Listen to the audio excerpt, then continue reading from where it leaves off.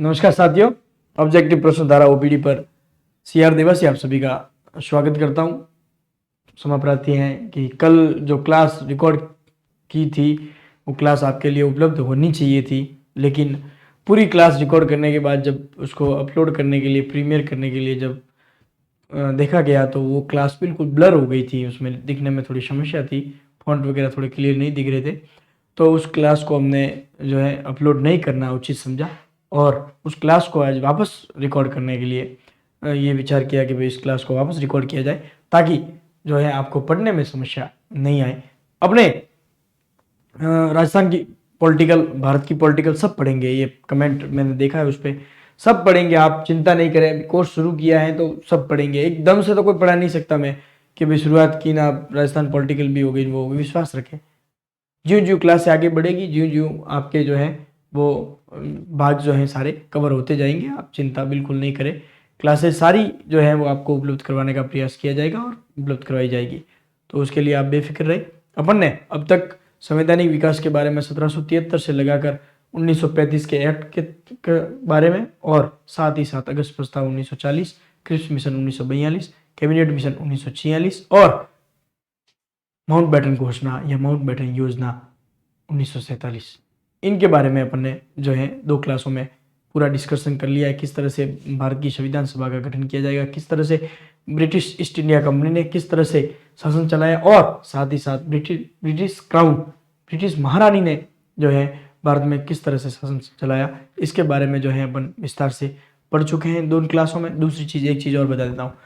एक कमेंट आया था उसके नीचे, वीडियो के नीचे, कि हमारी किताब में है वही पढ़ाओ। ऐसा कोई ज़रूरी नहीं है, हमारी किताब में है वही पढ़ाओ। क्या मैं अगर एक्स्ट्रा आपको चीज़ें लिखवा रहा हूँ, एक्स्ट्रा बता रहा हूँ, तो आप थोड़ा कोई एक ही उद्देश्य थोड़ी है, एक ही उद्देश्य से लेके थोड़ी बैठे कि भाई एक उद्देश्य से, हाँ आप उस उद्देश्य को लेके बैठे हो, मान लो कुछ लिंक से हटकर सवाल पूछे गए तो एक्स्ट्रा नॉलेज जितना मिल रहा है वो किताब में से तो पढ़ो, उसको किताब को अपडेट करो ना, क्यों आप चिंता कर रहे हो। दूसरी चीज़, ये मैटर जो मैं एक्स्ट्रा बताता हूँ वो अगर किताब में नहीं है तो आप उसको नोट जरूर कर लें। एक्स्ट्रा चीज़ें मिल रही है आपको, एक्स्ट्रा ज्ञान मिल रहा है, फायदा ही है, नुकसान थोड़ी है। हाँ, किताब से कम पढ़ा रहा होता है ना कि भाई किताब से भी आप कम चीज़ें बता रहे हो, या जो महत्वपूर्ण चीज़ें हैं वो आप छोड़ रहे हो और जो महत्वपूर्ण चीज़ें नहीं है वो आप पढ़ा रहे हो, तो मैं मानता और मैं स्वीकार करता कि भाई हाँ ये गलती है। आप लोग थोड़ा आराम से विचार करें और वापस वही टैगलाइन में एक बार वापस वही लाइन कह रहा हूँ, आप किसी भी भर्ती परीक्षा की तैयारी करें, मैं न L1 का नाम ले रहा हूँ, न L2 का नाम ले रहा हूँ, न सेकंड ग्रेड का नाम ले रहा हूँ, न फर्स्ट ग्रेड का नाम ले रहा हूँ, किसी भी भर्ती परीक्षा देखो, आप देख लो, कोई भी रीट की, शिक्षक भर्ती कोई भी हो, EOR हो, चतुर्श्रेणी, जेल प्रेरी और इनके अलावा किसी भी भर्ती की आप तैयारी कर रहे हो तो सभी भर्ती परीक्षाओं के लिए ये क्लासेज जो है वो महत्वपूर्ण है, इंपॉर्टेंट है। ठीक है, अब इसके बारे में कमेंट नीचे नहीं आना चाहिए। मैं L1 से हूँ, क्या मेंस के लिए पढूं, L2 के मेंस के लिए पढूं, मैं सेकंड ग्रेड की तैयारी कर रहा हूं तो क्या पढूं या नहीं पढूं, फर्स्ट ग्रेड की तैयारी कर रहा हूं मैं, वो level high, low to high पूरा जो लेवल है वो रखने का प्रयास किया जा रहा है इन क्लासों में, इसलिए आप चिंता बिल्कुल नहीं करें, आप आराम से विश्वास रख के पढ़ें। हाँ, आपको कहीं समस्या, कहीं प्रॉब्लम आती है तो आप जरूर कमेंट करें, और कमेंट, आपका कमेंट, आपके जो कमेंट है वो हमारा जो है हौसला बढ़ाते हैं, हमें प्रोत्साहित करते हैं, उत्साहित करते हैं कि हम आपके लिए और अच्छा मैटर जो है वो लेकर आए। तो अपने ये जो कमेंट की बातें थी, मैं पढ़ता हूँ, आपकी जो शंका समाधान है वो कोशिश करता हूँ पहली 5 मिनट में वो जरूर की जाए। अब अपन शुरू करते हैं आज जो अपना भाग, जो टॉपिक है जो पढ़ेंगे अपन वो है संविधान सभा, संविधान सभा, भारत की संविधान सभा। चलो शुरू करें। क्लियर है, मुझे बार बार देखना पड़ेगा कि भाई क्लियर है कि नहीं। देखो, प्रमुख विचारक हेनरी मैन, ये ब्रिटेन के रहने वाले थे, इन्होंने अपनी पुस्तक the principle of the immunity in the world, the principle of the immunity in the world जो पुस्तक लिखी थी, उस पुस्तक में पहली बार संविधान शब्द का प्रयोग किया था। संविधान शब्द का प्रयोग किया था। संविधान शब्द का जो प्रयोग है, मोस्ट इंपोर्टेंट ध्यान रखना कि संविधान शब्द का पहली बार प्रयोग किसने किया, या संविधान जो शब्द है उसका विचार पहली बार किसने रखा, तो आप ध्यान रखें, हेनरी मैन जो है ब्रिटेन के रहने वाले लेखक थे, राइटर थे, विचारक थे, उन्होंने अपनी पुस्तक the principle of the immunity in the world, इस जो पुस्तक है, इस पुस्तक में जो है पहली बार संविधान शब्द का प्रयोग किया। यह तो हुई पूरे ऑल ओवर वर्ल्ड लेवल की बात के संविधान शब्द आया कहां से, संविधान शब्द आया कहां से। अब अपन देखते हैं भारत में संविधान की मांग कब कब, किसके द्वारा और किस किस वे में की गई, ये अपन पढ़ते हैं। तो पहला लिखित उल्लेख जो है वो एक स्वराज विधेयक लेकर आए थे बाल गंगाधर तिलक। 1895 में बाल गंगाधर तिलक साहब एक स्वराज विधेयक लेके आए थे। उस स्वराज विधेयक में यह माना गया कि ये पहला प्रयास जो किया गया था जिसमें संविधान सभा की या संविधान की जो मांग है वो की गई थी स्वराज विधेयक में।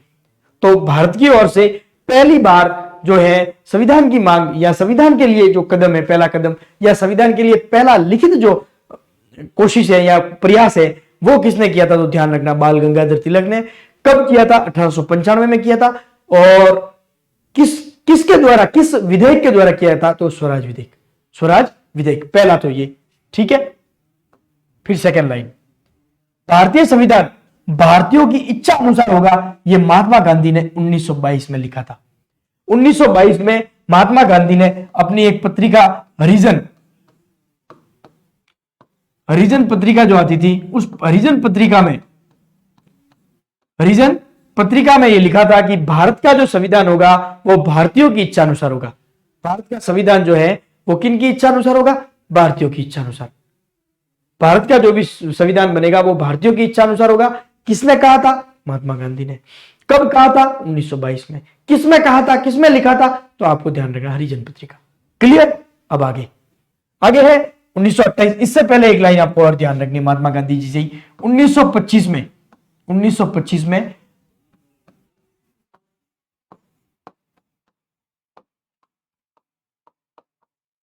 महात्मा गांधी की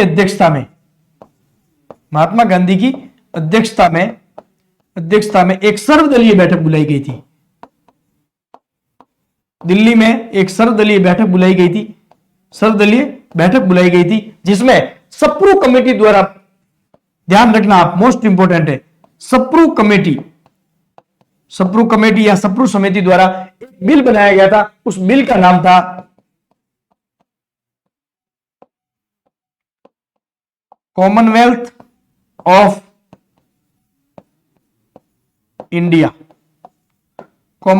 इंडिया बिल। एक मसौदा तैयार किया गया था जिसका नाम था कॉमनवेल्थ ऑफ इंडिया बिल। इस बिल में भी संविधान की बात की गई थी। ध्यान रखना आप, 1895 स्वराज विधेयक में बाल गंगाधर तिलक ने मांग की। उसके बाद 1922, ये इसी क्रम में आपको याद रखना है, इसी क्रम से याद रखना है। प्रश्न गलत आपके नहीं होगा। 1922 में हरिजन पत्रिका में महात्मा गांधी ने लिखा कि भारत का जो संविधान होगा वो भारतीयों की इच्छा अनुसार होगा। भारत का संविधान किसकी इच्छा अनुसार होगा, भारतीयों की इच्छा अनुसार होगा। भारत का संविधान भारतीयों की इच्छा अनुसार होगा। फिर 1925 में उन्होंने एक सर्वदलीय बैठक बुलाई दिल्ली में। उस सर्वदलीय बैठक में सप्रू समिति द्वारा एक मसौदा, एक प्रस्ताव संविधान के लिए जो तैयार किया गया था वो पेश किया गया। उस मसौदे का नाम था, उस जो प्रस्ताव का नाम था, सप्रू समिति ने जो तैयार किया था उसका नाम था Commonwealth of India. Commonwealth of India के नाम से एक बिल है वो पेश किया गया। 1925 हो गया। फिर आता है 1928। 1928 में मोतीलाल नेहरू की अध्यक्षता में एक नेहरू कमेटी बैठी थी। उस नेहरू समिति ने एक नेहरू रिपोर्ट प्रस्तुत की संविधान निर्माण के लिए। प्रथम प्रयास जो है नेहरू रिपोर्ट के रूप में जो किया गया था वो 1928 में जो है नेहरू समिति का गठन किया गया। उस नेहरू समिति ने जो है नेहरू रिपोर्ट पेश की मोतीलाल जी नेहरू की अध्यक्षता में।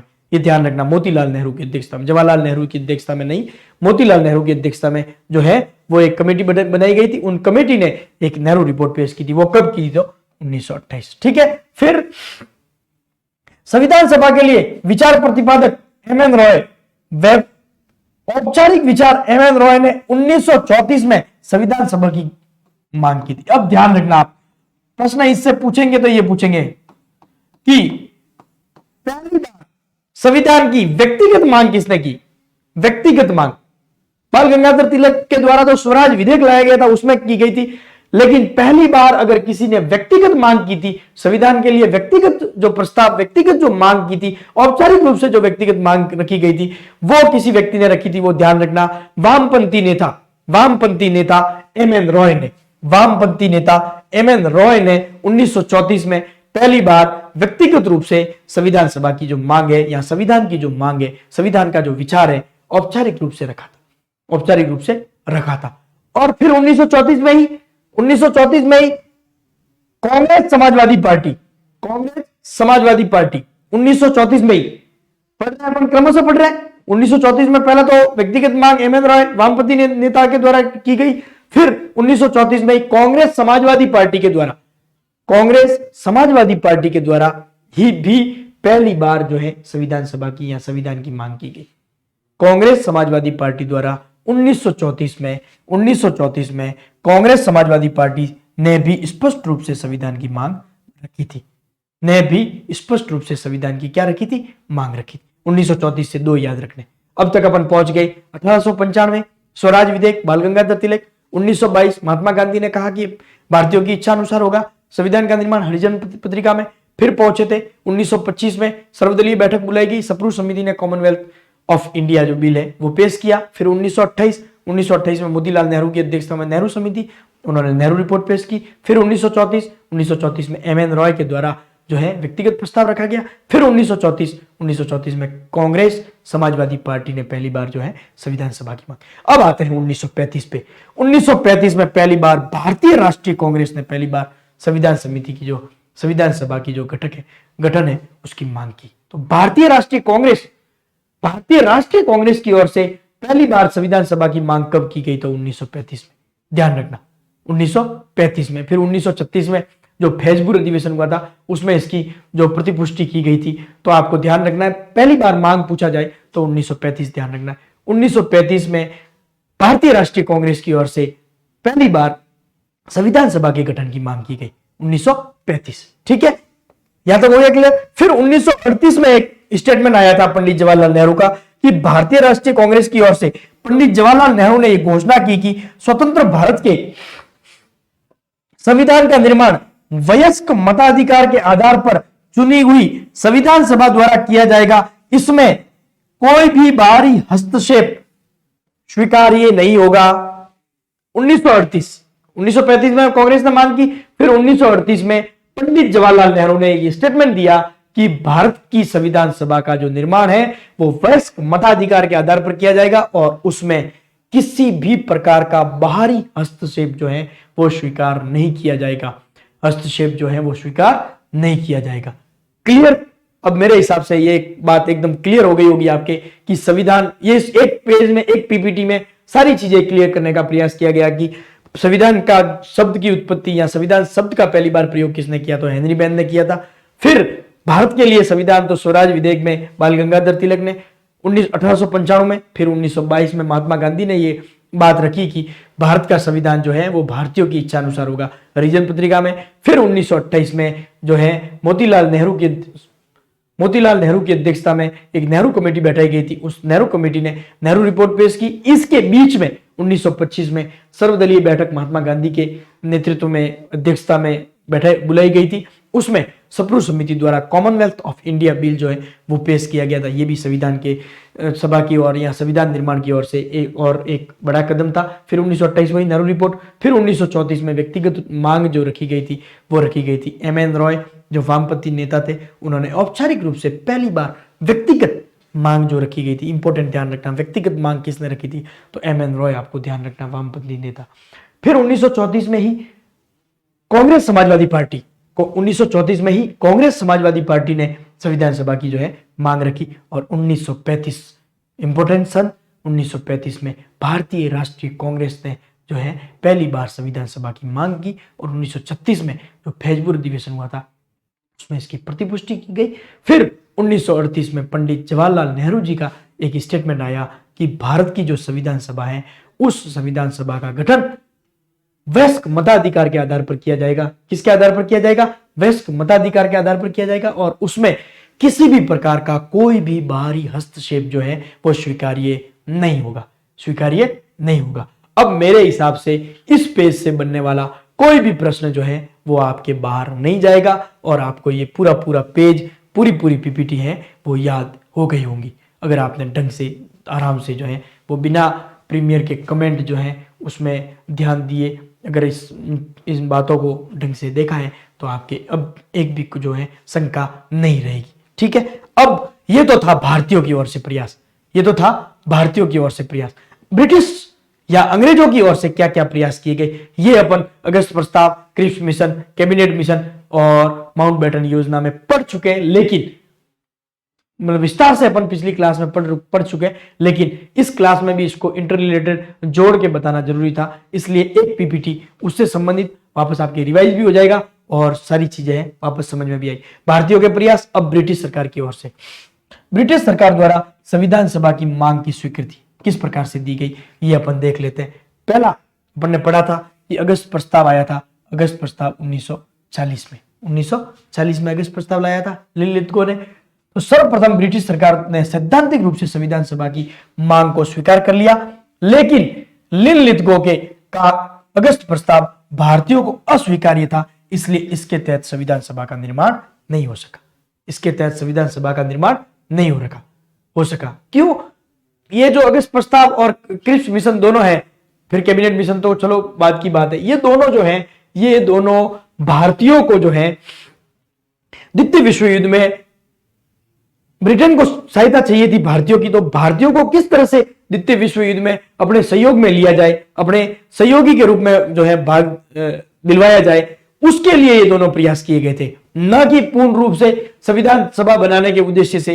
ये मोटे मोटे तौर पर बात रखी गई थी। इन क्रिप्स मिशन और अगस्त प्रस्ताव में अपन पिछली क्लास में पढ़ भी चुके हैं कि इसमें इस तरह के भी प्रावधान किए गए थे कि जो प्रांत है वो चाहे, जो रियासतें हैं वो चाहे तो जो संघ का संविधान बन रहा है उसको स्वीकार करे और चाहे तो अपना अलग से संविधान बना सकते हैं। इस तरह के प्रयास किए गए थे जिससे इसे भारत को जो है वो टुकड़ों टुकड़ों में बांटा जा सके।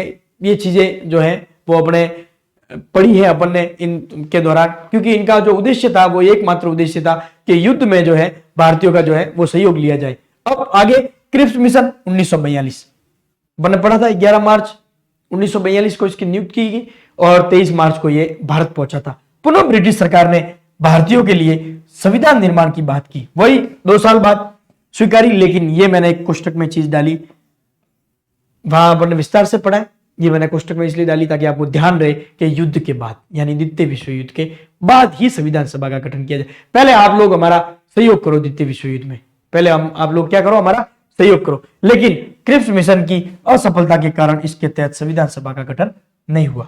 क्रिप्स मिशन भी क्या हो गया, असफल हो गया, इसलिए इसके तहत भी नहीं हुआ। इसके बाद जो कैबिनेट मिशन आया उसके तहत जो है वो भारत की संविधान सभा का जो है वो गठन हुआ था। तो उसके बारे में पढ़ते हैं। एक सेकेंड, इसका आप स्क्रीनशॉट ले लो, मैं भूल जाता हूं और रह जाता है भाई। चलो इसका स्क्रीनशॉट ले लो आप, नहीं तो कमेंट आएंगे लगातार के स्क्रीनशॉट लेने का सर समय दो। इसका भी ले लिया आपने स्क्रीनशॉट, इसका भी स्क्रीनशॉट ले लो। जैसे जैसे ज्यों ज्यों याद आएगा तो आपको स्क्रीनशॉट में आपकी समस्या नहीं आएगी। चलो अब आगे है आते हैं अपन जो है, थोड़ा पानी पी लेते हैं, जुकाम की वजह से हालत। अब अगस्त प्रस्ताव और क्रिप्स मिशन की असफलता के बाद, अगस्त प्रस्ताव भी असफल हो गया और क्रिप्स मिशन भी जो है वो असफल हो गया। तब फिर एक नया मिशन 1946 में आया जिसका नाम था कैबिनेट मिशन। क्या नाम था? Cabinet mission. उस कैबिनेट मिशन में 3 सदस्य थे जिसमें एक अध्यक्ष पैट्रिक लॉरेंस, एक एवी अलेक्जेंडर और एक वो स्टैनफोर्ड क्रिप्स जिसकी अध्यक्षता में क्रिप्स मिशन आया था। वो स्टैनफोर्ड क्रिप्स जो है वो सदस्य थे। तो इन 3 लोगों की अध्यक्षता में जो है एक कैबिनेट मिशन आया, जो 1946 में 3 सदस्यीय कैबिनेट मिशन कहाँ आया? भारत आया। ठीक है, इसके सदस्य जो थे उसके लिए ट्रिक ध्यान रखना आप, पास, इसके तहत पास हो गया था संविधान सभा का जो प्रस्ताव है वो क्या हो गया था? पास हो गया था। इसलिए आपको इसी तरह से ध्यान रखना, उसका जो शॉर्ट ट्रिक है वो पास, पी यानी पैट्रिक लॉरेंस, ए यानी एवी अलेक्जेंडर और एस यानी स्टैनफोर्ड क्रिप्स। पैट्रिक लॉरेंस इसके अध्यक्ष थे, एवी अलेक्जेंडर और स्टैनफोर्ड क्रिप्स जो है इसके सदस्य थे। ये क्या थे? सदस्य थे। ये थे सदस्य।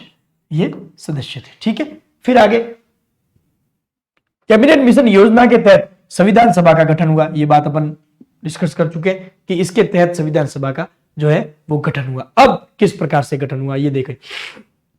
संविधान सभा में कुल सदस्य संख्या का निर्धारण किया गया, जो कितने सदस्य होंगे 389। ये ध्यान रखना, वेरी मोस्ट इंपोर्टेंट आंकड़ा है।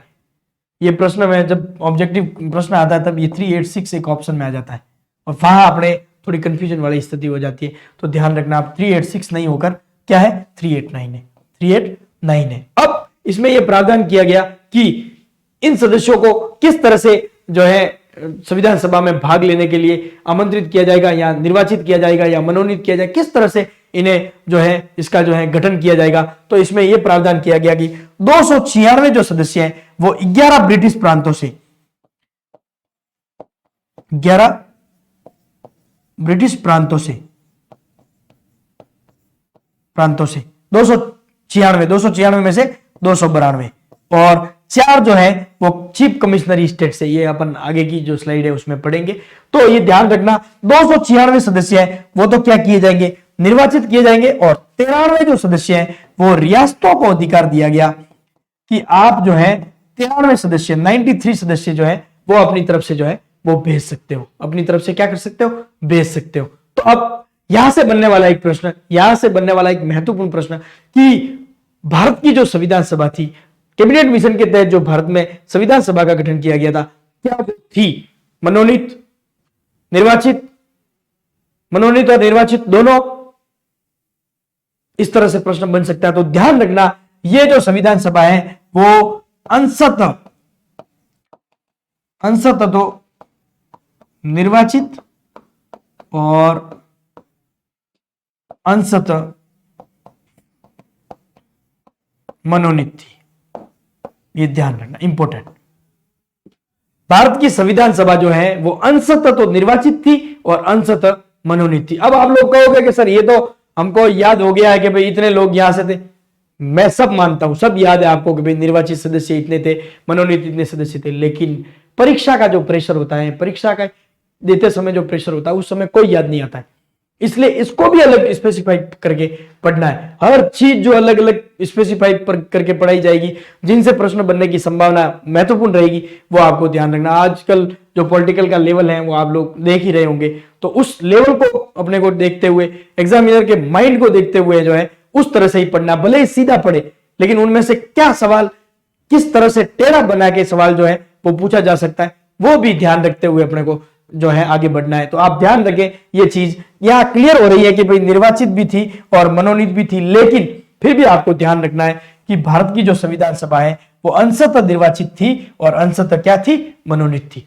अंशतः निर्वाचित थी और अंशतः मनोनीत थी। क्यों? अब ये मेंस में पूछा जा सकता है। क्योंकि भारतीय संविधान सभा में कुल 296 सदस्य जो है वो निर्वाचित किए गए थे। उनमें से 292 सदस्य जो है वो 11 ब्रिटिश प्रांतों से और 4 सदस्य जो हैं वो 4 चीफ कमिश्नरी स्टेट, जिसमें अजमेर मेरवाड़ा, बलूचिस्तान पाकिस्तान और कुर्ग कर्नाटका और दिल्ली, इन 4 जगहों से 4 चीफ कमिश्नरी स्टेट से जो है वो 4 सदस्य और 292 सदस्य जो है वो ब्रिटिश प्रांतों से निर्वाचित होकर आए थे। और तथा 93 सदस्य जो है वो रियासतों को यह अधिकार दिया गया था कि आप लोग जो है 93 सदस्यों का चुनाव है वो आप रियासतों से मनोनीत करके व्यक्तियों को जो मनोनीत करके संविधान सभा में आप भेजे। इसलिए ये जो संविधान सभा है वो अंशतः निर्वाचित थी और अंशतः मनोनीत थी। क्लियर? मौज होगी। चलो तो आगे बढ़े, इसका स्क्रीनशॉट ले लो आप। चलो आगे बढ़ते हैं। अब देखो आगे निर्वाचित सदस्य संख्या कितनी थी, तो 296।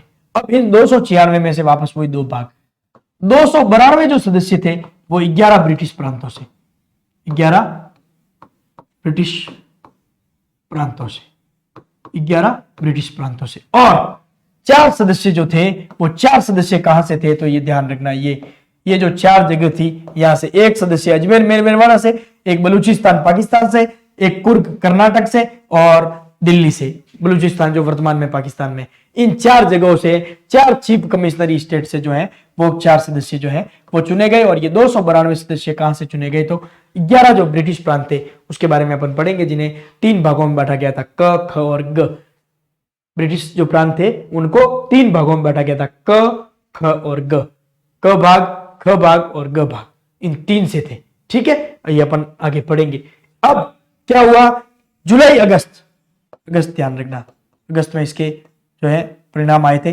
जुलाई अगस्त 1946 में वर्गीय आधार पर, किस आधार पर, वर्गीय आधार पर। वर्गीय आधार क्या है, तो 3 वर्गों में बांटा गया था। जितनी भी सीटें थी, जो 296 सीटें, उन सीटों को 3 भागों में बांटा गया था। कितने भागों में बांटा गया था, 3 भागों में। एक मुस्लिम, सिख और सामान्य, मुस्लिम, सिख और सामान्य, जिसके तहत 79 सीटें मुस्लिम वर्ग को दी गई थी, 4 सीटें सिख समुदाय को, और 213 जो सीटें रही थी बाकी वो दी गई थी सामान्य वर्ग को। वो किसको दी गई थी, सामान्य वर्ग को। तो 3 भागों में वर्गीय आधार पर। तो ध्यान रखना, भारत की जो संविधान सभा है वो किस आधार पर निर्वाचित की गई थी, तो इंपॉर्टेंट सवाल है, वर्गीय आधार पर, वर्गों के आधार पर।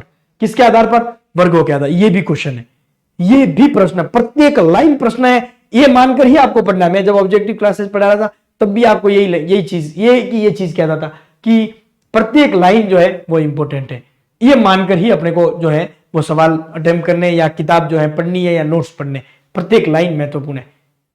वही है कि भाई इंपॉर्टेंट क्या है। कोई अगर आपको प्रश्न ये पूछे कि महत्वपूर्ण क्या है, तो महत्वपूर्ण वो है जो अपने को नहीं आता है, जो अपने को नहीं आता है वही इंपॉर्टेंट है। जो अपन को आता है वो तो इंपॉर्टेंट है, होते हुए भी अपन सॉल्व भी कर लेंगे। परीक्षा के लिए महत्वपूर्ण क्या है, जो अपने को नहीं आता है। तो ये चीजें ध्यान रखें कि इसमें से प्रश्न क्या बन सकते हैं, वो पकड़ अपने होनी जरूरी है। तो अपन ये पकड़ आ जाएगी तो कोई समस्या नहीं रहेगी। प्रश्न ये पूछा जा सकता है, जैसे पहले अपन ने इससे लास्ट स्लाइड में अपन ने ये भी डिस्कशन किया कि अंशतः निर्वाचित और अंशतः मनोनीत, ये चीज छपनी चाहिए दिमाग में, क्योंकि अपने को भले ही याद है कि भाई 296 प्लस 93 मनोनीत प्लस निर्वाचित, लेकिन वहां परीक्षा में ये तकलीफ क्रिएट करते हैं, इसलिए ध्यान रखें।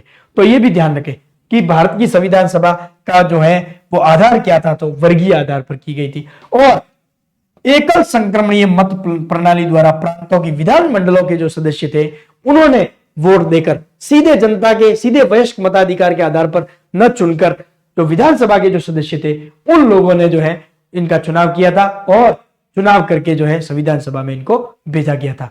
चुनाव करके जो है संविधान सभा में इनको भेजा गया था। तो एक प्रतिनिधि कितनी जनसंख्या पर आया था, तो 10 लाख की जनसंख्या पर एक प्रतिनिधि आया था। यह भी तय किया गया था पहले ही कैबिनेट मिशन में ही कि प्रत्येक जो सदस्य है 10 लाख की जनसंख्या पर एक सदस्य आएगा। इसी आधार पर 389 सदस्य जो है वो तय किए गए थे।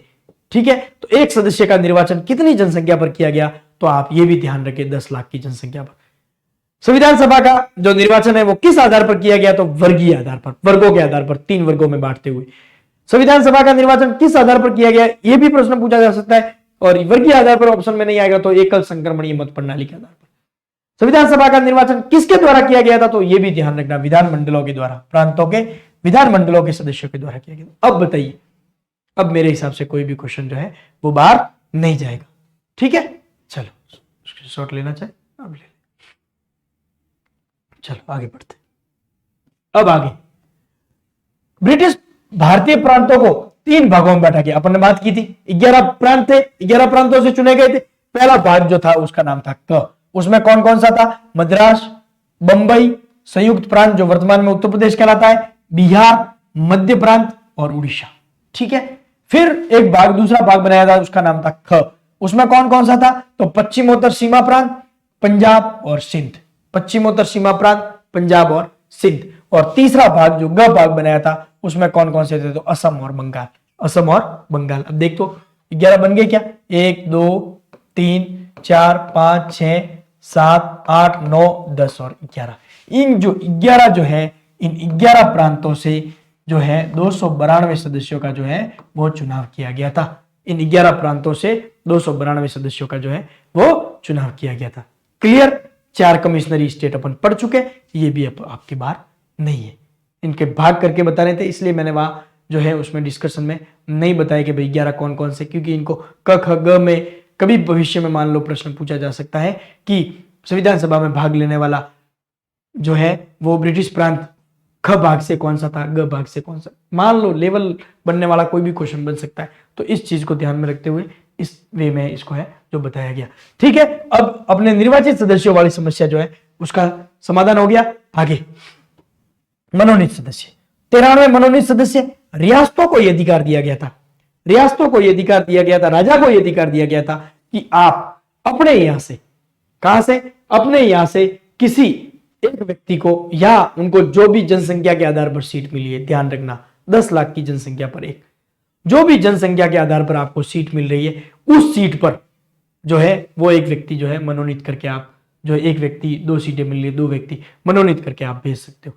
राजा से राजा भेज सकता है, या राजा को यह अधिकार दिया गया कि आपके यहाँ जो प्रजामंडल नियुक्त है उसमें से भी आपको कोई योग्य व्यक्ति लगता है तो उसको भी आप भेज सकते हो। तो राजा और प्रजामंडल के प्रतिनिधि को भी भेजा जा सकता है, प्रजामंडल के प्रतिनिधि को भी भेजा जा सकता है। अब इधर संविधान सभा के प्रतिनिधित्व, संविधान सभा में प्रतिनिधित्व, ये ध्यान रखना, ये इंपॉर्टेंट है, वेरी मोस्ट है, ये ध्यान रखना। चेंज कर देते। तो पारसी समुदाय से एकमात्र व्यक्ति थे, उनका नाम था पीएच मोदी। जो संविधान सभा में भाग लिया पारसी समुदाय से एकमात्र व्यक्ति थे, उनका नाम था पीएच मोदी। पीएच मोदी पूरा क्लियर पढ़ेंगे अपन कि महिलाएं कितनी थी, राजस्थान से कितने थे, किन कौन से स्टेट से कितने थे, सब एकदम क्लियर, क्रिस्टल क्लियर की तरह एकदम, आपके कोई प्रश्न बाहर नहीं जाएगा। ठीक है, अब एंग्लो इंडियन, एकमात्र एंग्लो इंडियन, उनका नाम था Frank Anthony. Frank Anthony, Frank Anthony. तो एकमात्र पारसी कौन थे, तो पीएच मोदी और फ्रैंक एंथनी जो थे एकमात्र एंग्लो इंडियन थे, एकमात्र एंग्लो इंडियन थे। क्लियर।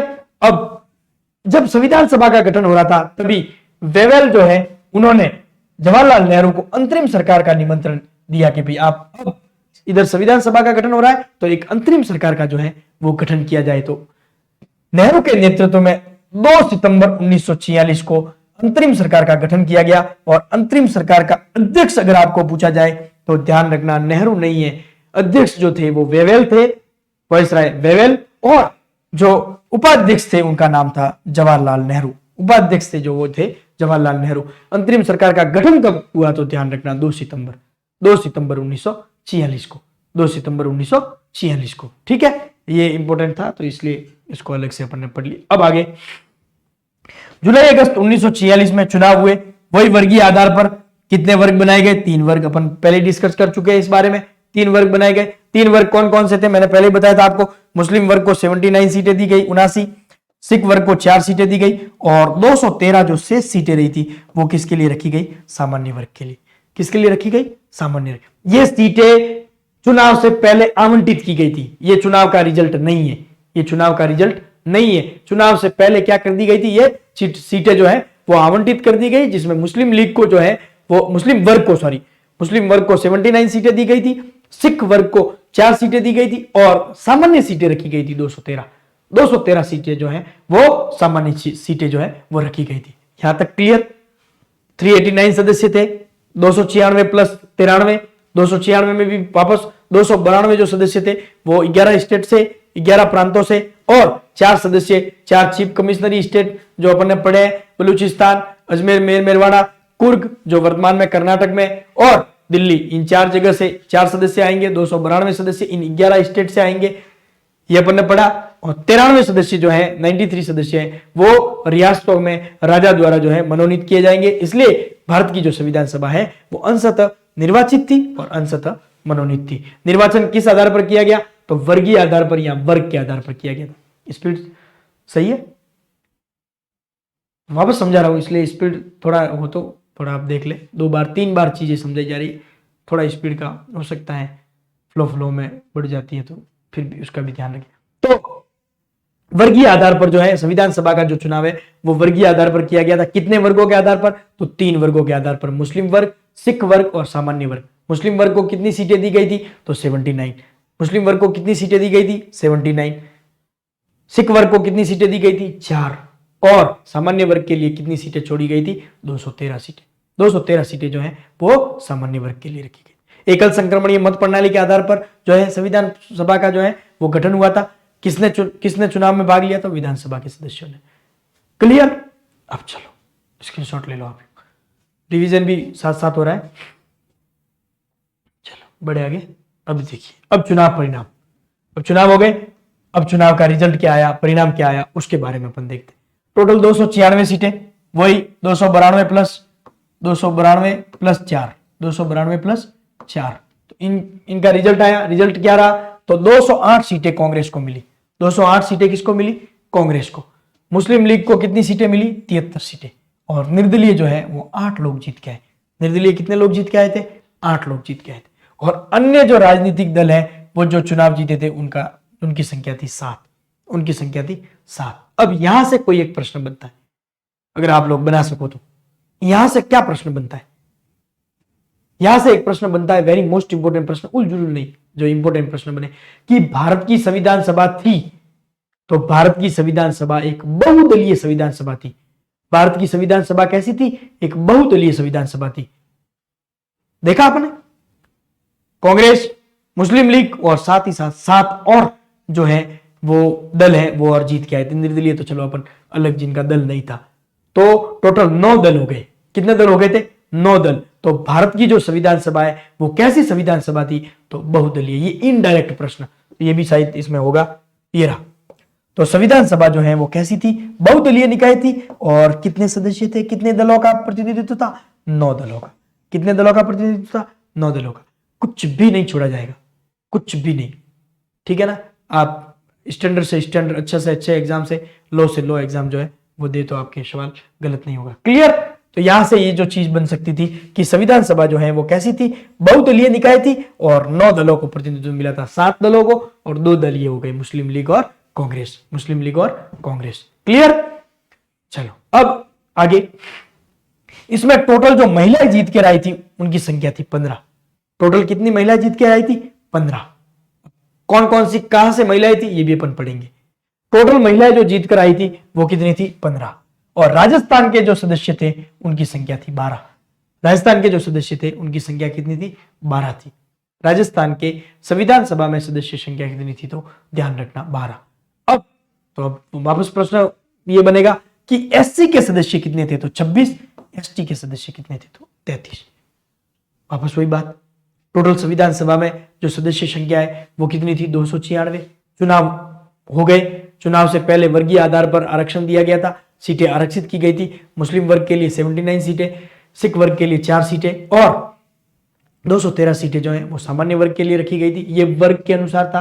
फिर चुनाव हुए, पार्टी के अनुसार जो है रिजल्ट आया, उसके तहत कांग्रेस को 208 सीटें मिली, 73 सीटें मुस्लिम लीग को मिली, 8 जो है वो निर्दलीय जीत के आए, और अन्य जो राजनीतिक दल थे वो 7 जो है अन्य राजनीतिक दल जीत कर आए, और टोटल मिलाकर 9 राजनीतिक दल जीत के आए। इसलिए इसे बहुदलीय निकाय जो है वो कहा जाने लगा, कहा गया, जाने लगा नहीं, कहा गया, बहुदलीय निकाय जो है वो कहा गया। और इस बहुदलीय निकाय में जो टोटल महिलाएं जो चुनकर आई थी उनकी संख्या थी 15। टोटल महिलाएं जो चुनकर आई थी उनकी संख्या थी 15। उस 15 में से 5 जो है वो संयुक्त प्रांत से आई थी, वो अपन डिस्कस करेंगे आगे। 5 महिलाएं अकेले संयुक्त प्रांत से आई थी, अकेले संयुक्त प्रांत से कितनी, 5 महिलाएं आई थी। और एकमात्र जो रियासत से आई थी वो एकमात्र थी, वो अपन पढ़ेंगे आगे, ठीक है। 15 महिलाएं आई। राजस्थान का जो प्रतिनिधित्व था वो 12।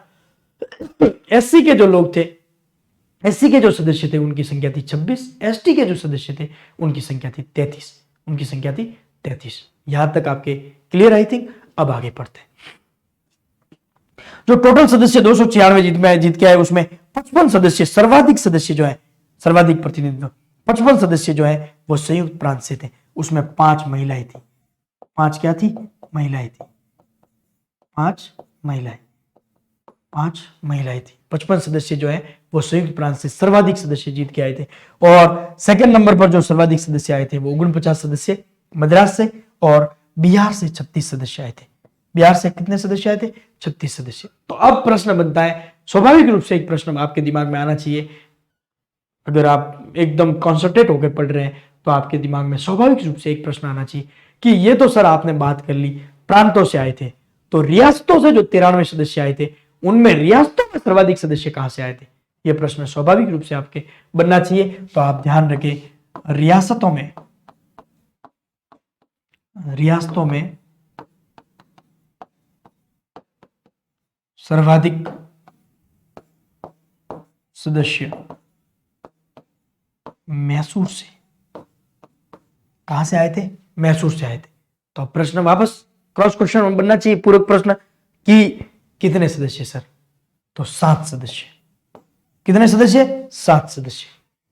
तो अब ये आपके क्लियर हो गया होगा। सर्वाधिक सदस्य जो है 296 में से जो जीत कर आए थे, उसमें सर्वाधिक सदस्य संयुक्त प्रांत से 55, जिसमें 5 महिलाएं शामिल थी, मद्रास से 49 और बिहार से 36। बिहार से 36 और रियासतों से अगर पूछा जाए तो रियासतों से सर्वाधिक सदस्य कहां से आए थे? तो 93 में से 7 सदस्य अकेले मैसूर से आए थे। अकेले कहां से जीत के आए थे? सॉरी, मनोनीत किए गए थे, वो किए गए थे मैसूर से। कहां से? मैसूर से। चलो स्क्रीनशॉट लेना चाहे आप ले लें इसका। चलो बढ़े आगे। अब ये महिलाएं, 15 जो महिलाएं जीत कर आई थी, उन 15 महिलाओं के जो नाम है, उनके फोटो सब एकदम आपके क्लियर है, ठीक है। तो पहले जो थे उनका नाम था विजय लक्ष्मी पंडित। कहां से थे? तो संयुक्त प्रांत से। राजकुमारी अमृत कौर कहां से थे? तो मध्य प्रांत से। ध्यान रखना, विजय लक्ष्मी पंडित कहां से थे? संयुक्त प्रांत से। राजकुमारी अमृत कौर कहां से थे? तो वो थे मध्य प्रांत से। कहां से थे? मध्य प्रांत से। फिर सरोजनी नायडू कहां से थे सदस्य? तो बिहार से। ये प्रश्न इस तरह से ही पूछे जाते हैं कि कौन सा सदस्य कहां से। ये अपने जीजीडी फैक्ट जो है, जो आपको टेलीग्राम पे मिल जाते हैं, हर रोज एक फैक्ट मिलता है, उसमें से 498 498 वाला। और आप सभी को बधाई, सर को भी बधाई, हम सबको बधाई, पूरी टीम को बधाई कि हमारे जो जीजीडी फैक्ट है वो 500 क्लास रिकॉर्ड कर रहा हूँ, उसे एक दिन पूर्व तक 500 पूरे हो गए हैं। तो बहुत बधाई के पात्र हैं। कंटिन्यूटी रखनी बहुत बड़ी चीज़ है इसमें, तो ये आपको मिल जाएगा उसमें। सरोजनी नायडू कहाँ से थे? तो बिहार से। सुचेता कृपलानी ये कहाँ से थे? तो संयुक्त प्रांत से। सुचेता कृपलानी कहाँ से सदस्य थे? तो संयुक्त प्रांत से। हंसा मेहता ये बंबई से सदस्य थे। फिर कमला चौधरी ये कहां से थे? तो संयुक्त प्रांत से। कमला चौधरी कहां से थे? संयुक्त प्रांत से। लीला रॉय कहां से थे? तो बंगाल से। लीला रॉय जो है वो कहां से सदस्य थे? तो बंगाल से। इनके फोटो भी हैं, देख लेना नीचे। अम्मू स्वामीनाथन ये कहां से थे? तो मद्रास से। अम्मू स्वामीनाथन जो है वो सदस्य कहां से थे? तो थे मद्रास से। जी दुर्गाबाई ये कहां से सदस्य थे? तो मद्रास से। कहां से थे? मद्रास से। फिर पूर्णिमा बनर्जी ये कहां से सदस्य थे? तो संयुक्त प्रांत से। देख लो, संयुक्त प्रांत के सदस्य खूब सारे आ रहे हैं। जी दुर्गाबाई कहां से थे? मद्रास से। पूर्णिमा बनर्जी कहां से थे? तो संयुक्त प्रांत से। मालती चौधरी कहां से सदस्य थे? तो उड़ीसा से। और रेणुका राय ये कहां से थे? तो बंगाल से। मालती चौधरी उड़ीसा से और रेणुका रॉय जो है वो बंगाल से। फिर ये इंपॉर्टेंट तीनों, ये तीनों। दक्ष याइनी वेलायुद्धन मद्रास से। दक्ष याइनी वेलायुद्धन, दक्ष याइनी वेलायुद्धन जो है वो कहां से सदस्य थे? तो ध्यान रखना, मद्रास से। और एकमात्र दलित महिला, एकमात्र दलित महिला, एकमात्र दलित महिला जो संविधान सभा में सदस्य थे, उनका नाम था दक्ष याइनी वेलायुद्धन। और ये कहां से थे? तो ध्यान रखना है, मद्रास से। कहां से थे? तो मद्रास से। अब अगला, बेगम एजाज रसूल, बेगम एजाज रसूल, बेगम एजाज रसूल ये कहां से थे? तो संयुक्त प्रांत से। कहां से? संयुक्त प्रांत से। तो इनके बारे में ध्यान रखना, एकमात्र मुस्लिम महिला, एकमात्र मुस्लिम महिला कौन से थे?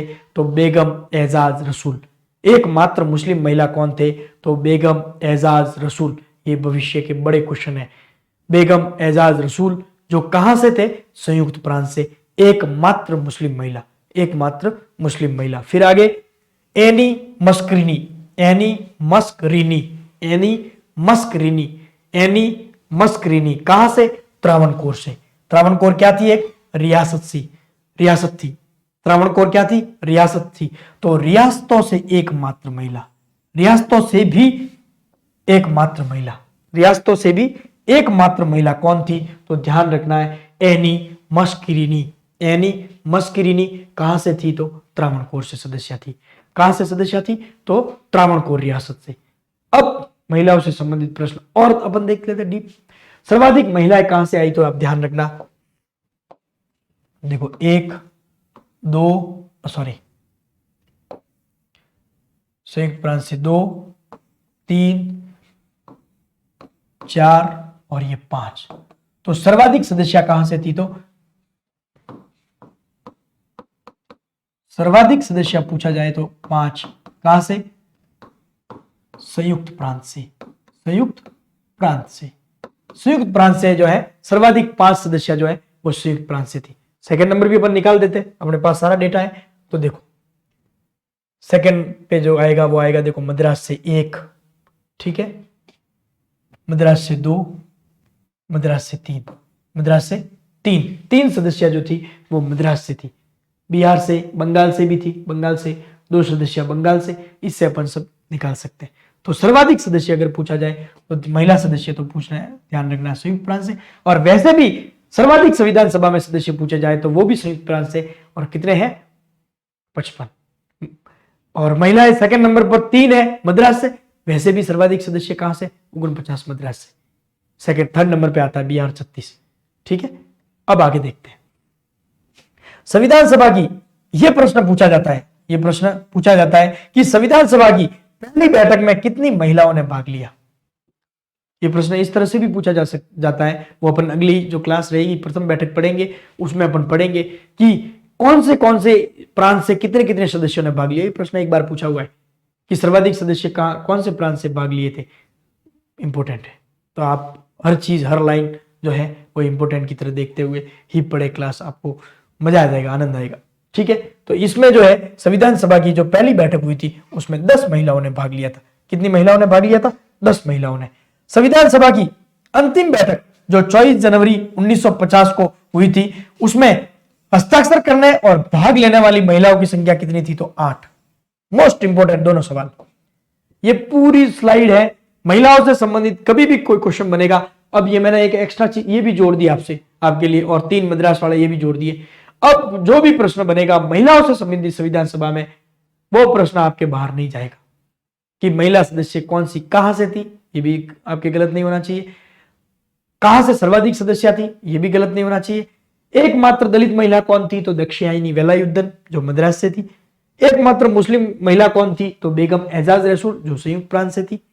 एकमात्र रियासतों से महिला तो त्रावणकोर से any Musk René, any Musk René. और संविधान सभा की पहली बैठक में कितनी महिलाओं ने भाग लिया? तो 10। कितनी महिलाओं ने भाग लिया? तो 10। और संविधान सभा की अंतिम बैठक जो कि 24 जनवरी 1950 को आयोजित की गई थी, उस बैठक में कितनी महिलाओं ने भाग लिया, साथ ही साथ उस संविधान पर कितनी महिलाओं ने हस्ताक्षर किए? 8। क्लियर? अब कोई भी क्वेश्चन जो है वो आपके बाहर नहीं जाना चाहिए, ठीक है। स्क्रीनशॉट, वैसे स्क्रीनशॉट की जरूरत नहीं पड़ेगी क्योंकि ये अपने टेलीग्राम चैनल जीजीडी पर आपके लिए उपलब्ध है, तो वहां से आप इसको जो है डाउनलोड कर सकते हो, देख सकते हो।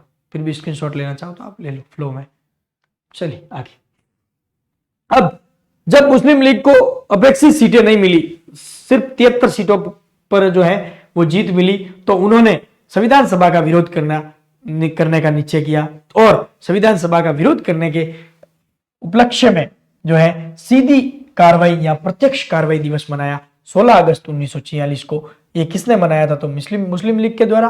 कारण क्या था? तो मैंने बता दिया, मात्र 73 सीटें जीत कर आए थे, इसलिए जो है वो संविधान सभा में जो है संविधान सभा का विरोध करने के लिए इन्होंने सीधी कार्रवाई दिवस मनाया। और इसका परिणाम क्या हुआ? तो संविधान सभा में भाग नहीं लेने का निर्णय किया। भाग लेने से क्या कर दिया? मुस्लिम लीग ने मना कर दिया, इसलिए किया गया था। और कलकत्ता में जो है अपना मुस्लिम पीएम जो है हसन सुहरवादी उनको बनाया, और इसको प्रत्यक्ष कार्रवाई दिवस जो था इसे काला दिवस कहा था। मौलाना अबुल कलाम आजाद ने जो है इसे क्या कहा था? काला दिवस। मौलाना अबुल कलाम आजाद ने इसे क्या कहा था? काला दिवस। अब इसमें से प्रश्न जो बनता है वो चीजें, प्रश्न आप ध्यान रखना कि प्रत्यक्ष कार्रवाई दिवस या सीधी कार्रवाई दिवस कब मनाया गया, तो ये ध्यान रखना आप 16 अगस्त 1946 को, 16 अगस्त 1946 को। अब इसके परिणाम क्या हुए, किस लिए मनाया गया, तो ध्यान रखना आप अगर संविधान सभा को अब तक अपन ने कंटिन्यू पढ़ा है तो आपको ये चीज एकदम क्लियर समझ में आ गई होगी कि कमजोर जो स्थिति बनी थी, मात्र 73 सीटें जो है वो मुस्लिम लीग जीत कर आई थी, इसलिए जो है वो इसे सीधी कार्रवाई दिवस मनाया गया। और इसका परिणाम क्या हुआ कि इन्होंने संविधान सभा में भाग लेने से मना कर दिया। और सीधी कार्रवाई दिवस या प्रत्यक्ष कार्रवाई दिवस को काला दिवस किसने कहा था, तो आपको ध्यान रखना है मौलाना अब्दुल कलाम आजाद, मौलाना अब्दुल कलाम आजाद। क्लियर? स्क्रीनशॉट लेना चाहे आप ले लें। चलो अब अपने एक बार वापस इसको रिवाइज कर लेते हैं। संविधान सभा, ठीक है, संविधान सभा मैं बोल रहा हूं, आप उसको सुने आराम से एकदम व्यवस्थित होके। पहला, संविधान शब्द जो है, पहली बार जो संविधान शब्द का प्रयोग है वो हेनरी मैन ने किया था। किसने किया था? हेनरी मैन ने। The principle of the immunity in the world, अपनी जो पुस्तक है उस पुस्तक में पहली बार संविधान शब्द का जो है वो प्रयोग किया था। तो ये तो हो गई वर्ल्ड लेवल की बात। अब अपन चलते हैं इंडिया की तरफ। तो भारत में पहली बार 1922 में महात्मा गांधी ने, भारत में पहली बार जो है लिखित उल्लेख है 1895 में बाल गंगाधर तिलक ने स्वराज नामक जो विधेयक लाया था, उस स्वराज विधेयक में अप्रत्यक्ष तौर पर संविधान की जो बात है, संविधान सभा की बात है या संविधान गठन की जो बात है वो रखी गई थी। फिर 1922 में महात्मा गांधी ने हरिजन नामक पत्रिका में यह लिखा था कि भारत का जो संविधान है वो भारतीयों की इच्छा के अनुसार होगा। भारत का संविधान किसके अनुसार होगा? भारतीयों की इच्छा के अनुसार होगा। हरिजन पत्रिका में 1922। फिर वापस आगे सन 1925 में महात्मा गांधी की अध्यक्षता में 1925 में महात्मा गांधी की अध्यक्षता में दिल्ली में एक सर्वदलीय बैठक बुलाई गई थी। उस सर्वदलीय बैठक में सप्रू समिति द्वारा तैयार कॉमनवेल्थ ऑफ इंडिया बिल के नाम से एक बिल पेश किया गया। यह भी संविधान निर्माण की तरफ बढ़ाया गया एक कदम था। फिर उसके बाद 1928 में एक नेहरू समिति बनाई गई मोतीलाल नेहरू की अध्यक्षता में, और उन्होंने 1928 में एक रिपोर्ट पेश की थी जो भी संविधान सभा की ओर बढ़ाया गया या संविधान की तरफ बढ़ाया गया एक बड़ा कदम माना गया था, जिसे नेहरू रिपोर्ट कहा जाता है।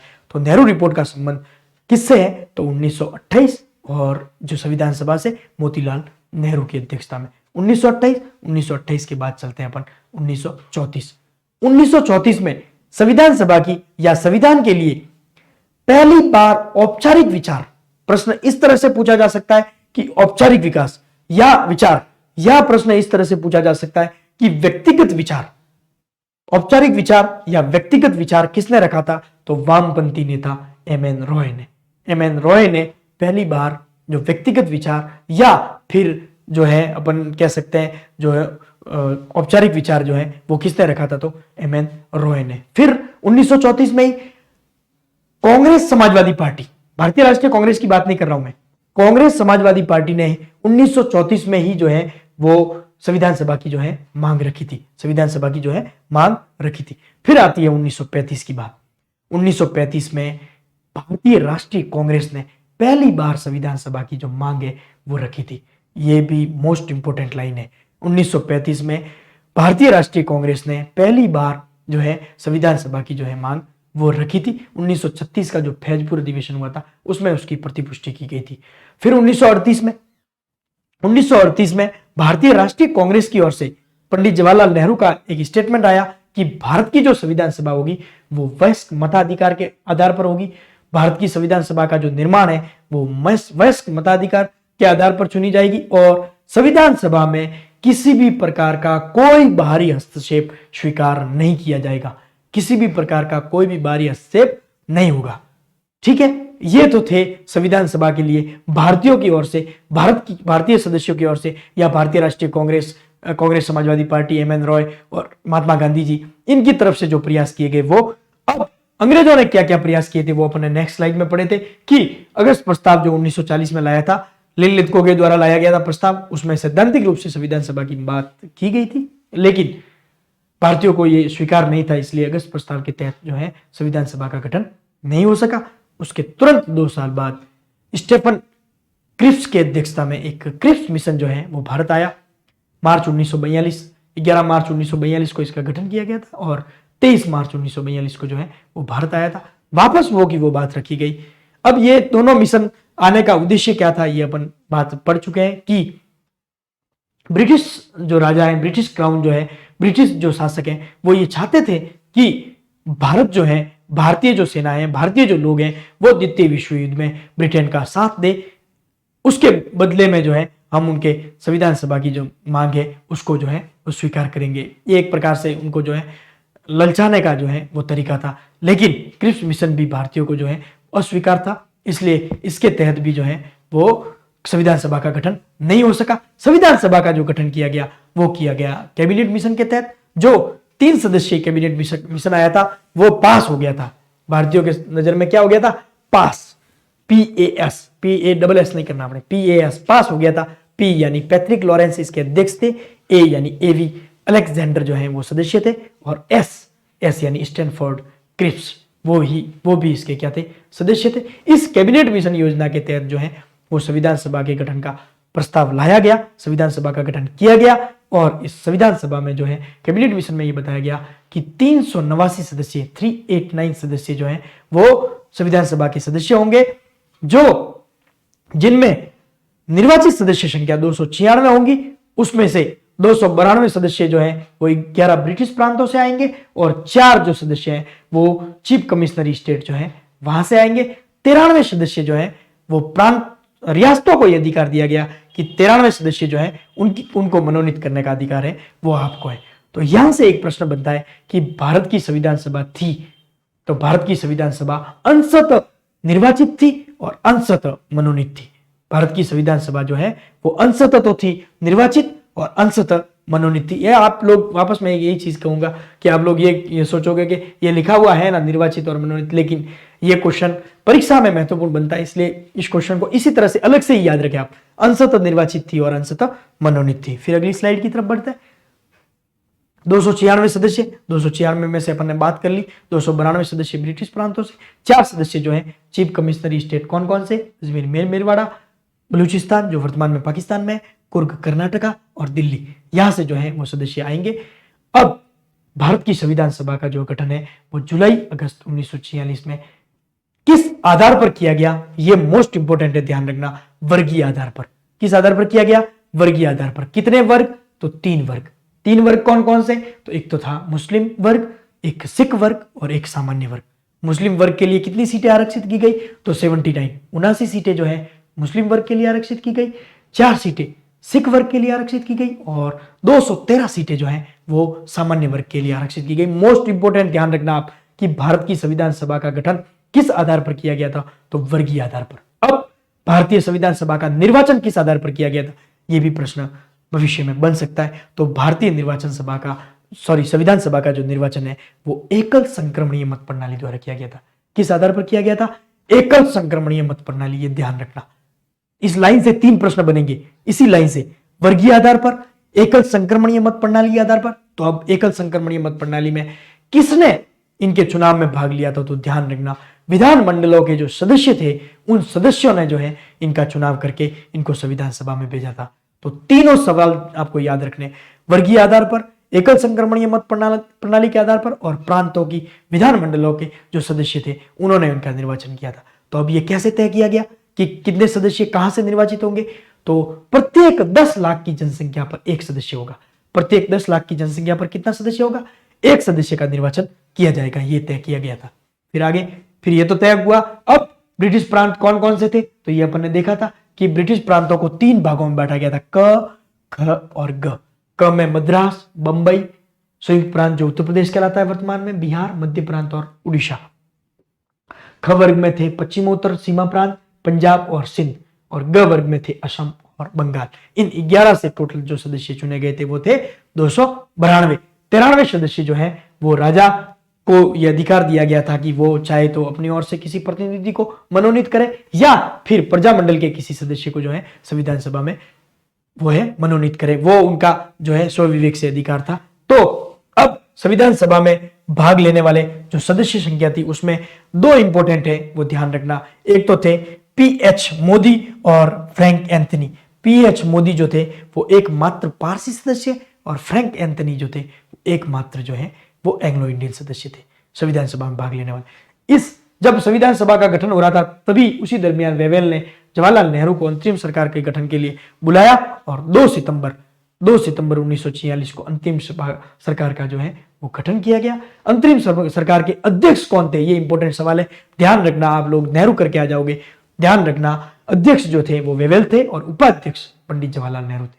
उपाध्यक्ष पंडित जवाहरलाल नेहरू थे। अब वही 3 वर्गीय आधार पर ये अपन ने देख लिया, बात कर ली अपन ने, 79, 4 और 213। आगे चुनाव हुए, चुनावों का परिणाम क्या हुआ? तो चुनावों का परिणाम यह हुआ कि 208 सीटें जो है वो कांग्रेस जीती, मुस्लिम लीग 73 सीटें जीती, और 8 सीटें जो है वो निर्दलीयों को मिली। 8 सीटें किसको मिली? निर्दलीय को मिली। और 7 अन्य राजनीतिक दल जो थे उनको भी जो है प्रतिनिधित्व मिला संविधान सभा में। अब यहां से एक प्रश्न यह बनता है कि भारत की संविधान सभा थी, तो भारत की संविधान सभा एक बहुदलीय निकाय थी। मोस्ट इंपोर्टेंट ध्यान रखना, भारत की संविधान सभा कैसी थी? एक बहुदलीय निकाय थी। क्यों बहुदलीय निकाय थी? तो 7 + 2 ये हो गए कांग्रेस और मुस्लिम लीग, टोटल मिला के बहुदलीय निकाय यानी कितने दल थे? तो 9 दलों को प्रतिनिधित्व था। कितने दलों का प्रतिनिधित्व था? 9 दलों का प्रतिनिधित्व था। क्लियर? अब आगे संविधान सभा में टोटल महिलाओं की संख्या कितनी थी? तो 15। राजस्थान से सदस्य कितने थे? तो 12। एससी के कितने? 26। एसटी के 33। क्लियर? अब आगे संविधान सभा में सर्वाधिक सदस्य कौन से प्रांत से? तो आप ध्यान रखना, संयुक्त प्रांत से 55, मद्रास से 49 और बिहार से 36। जो 55 सदस्य संयुक्त प्रांत से निर्वाचित हुए थे उसमें सर्वाधिक 5 महिलाएं। सर्वाधिक सदस्य पूछा जाए तो भी ध्यान रखना आपको संयुक्त प्रांत, और सर्वाधिक महिला सदस्य पूछा जाए तो भी आपको ध्यान रखना है संयुक्त प्रांत। ठीक है? अब अगर ये चीज पढ़ते हैं तो ये क्वेश्चन स्वाभाविक से अपने दिमाग में आना चाहिए, जो मैंने अभी पहले ही बता दिया था आपको कि सर प्रांतों से सदस्य ये थे, तो रियासतों से सर्वाधिक सदस्य कहां से आए थे? तो ध्यान रखना, मैसूर रियासत से सर्वाधिक 7 सदस्य जो है वो रियासतों से मनोनीत किए गए थे। तो उनमें सर्वाधिक सदस्य मनोनीत किए गए थे मैसूर से। कितने किए गए थे? तो 7। चलो, ये जो स्लाइड है, ये जो पेज है, ये जो फैक्ट है, ये आपको हमारे जो आपके सबके अपने और अपने सबके जीजीडी जो चैनल है उस पर आपको मिल जाएंगे। टेलीग्राम पर जाकर आप ये डाउनलोड कर सकते हो। इसको आपको एज इट इज पढ़ना है। मैंने इसमें आपको क्लियर आपको सब बता दिया कि सर्वाधिक 5 सदस्य कौन कौन से थे, और दक्षायनी वेलायुद्धन जो एकमात्र दलित महिला थी वो कहां से? मद्रास से। एजाज बेगम रसूल कहां से? संयुक्त प्रांत से, एकमात्र मुस्लिम महिला। और एनी मस्करीनी त्रावणकोर से, एकमात्र रियासतों से महिला ने जो भाग लिया था वो। और इससे बनने वाले महत्वपूर्ण प्रश्न कि संविधान सभा की जो पहली बैठक 9 दिसंबर को आयोजित की गई थी उसमें कितनी महिलाओं ने भाग लिया था? यह प्रश्न एक बार पूछा गया है, तो ध्यान रखना 10 महिलाओं ने भाग लिया था। और एक प्रश्न और कि संविधान सभा की जो अंतिम बैठक 24 जनवरी 1950 को आयोजित की गई थी उसमें कितनी महिलाओं ने संविधान पर हस्ताक्षर किया था और कितनी महिलाओं ने संविधान में सभा में भाग लिया था? तो ध्यान रखना, दोनों का उत्तर 8 होगा। दोनों का उत्तर कितना होगा? 8। क्लियर? चलो, ये फिर जब मुस्लिम लीग को की स्थिति कमजोर हुई संविधान सभा में, तो उन्होंने 16 अगस्त 1946 को प्रत्यक्ष कार्रवाई या सीधी कार्रवाई दिवस मनाया, जिसका कारण क्या था? कमजोर स्थिति। और इन्होंने ये निर्णय लिया कि हम संविधान सभा में भाग नहीं लेंगे। और इस प्रत्यक्ष कार्रवाई दिवस को मौलाना अबुल कलाम आजाद ने काला दिवस की संज्ञा दी थी। किसकी संज्ञा दी थी? काला दिवस की संज्ञा दी थी।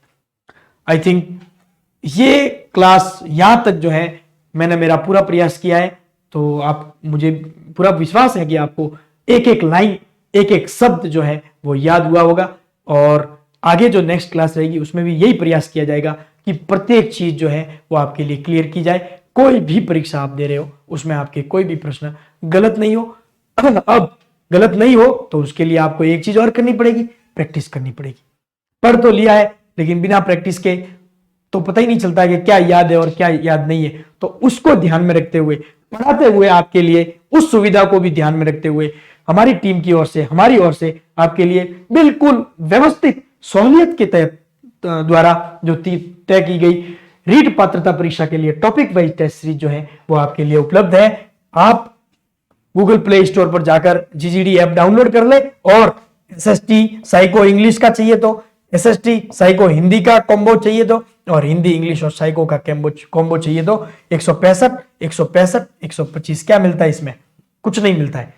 इस रेट में, इस नाम मात्र शुल्क में हमारा उद्देश्य यह है कि हम जो पढ़ा रहे हैं वो उसकी वजह से आपका सिलेक्शन हो, उससे आपका क्या हो? सिलेक्शन हो। कहीं आप उन चीजों को नहीं भूल जाओ, कहीं उन चीजों में आप पीछे नहीं रह जाओ, उसके लिए ये टेस्ट सीरीज जो है वो साथ साथ चलाई जाती है। नहीं तो इस फीस में क्या मिलता है? नाम मात्र की शुल्क है। इस शुल्क में इसको रखने का कारण, एकमात्र कारण है कि हम जिस उद्देश्य को लेकर चले हैं, हम जो हमारी टीम है, सर का जो ध्येय है, सर का जो उद्देश्य है कि ज्यादा से ज्यादा लोगों तक ये जो शिक्षा की अलख है वो पहुंचे, तो वो उद्देश्य पूरा हो। उस उद्देश्य को पूरा करने के लिए, उस उद्देश्य में कहीं आप लोग पीछे नहीं रह जाओ, उस उद्देश्य के लिए हमने जो है ये टेस्ट सीरीज कंटिन्यू आपके लिए रखी जाए। इन टेस्ट सीरीजों में आप भाग ले, उसमें आपको अच्छे से अच्छे क्वेश्चन मिलेंगे, अच्छी से अच्छी व्याख्या मिलेगी। तो बिना किसी देरी के आप जीजीली ऐप डाउनलोड करें और नाम मात्र शुल्क में ये टेस्ट सीरीज आप ज्वाइन करें और अपना अभ्यास है वो टॉप क्लास करें और अपनी एक सीट जो है वो सरकारी सेवा में बुक करें, सरकारी सेवा में बुक करें। मिलेंगे अगली क्लास में, तब तक के लिए राम राम, जय हिंद।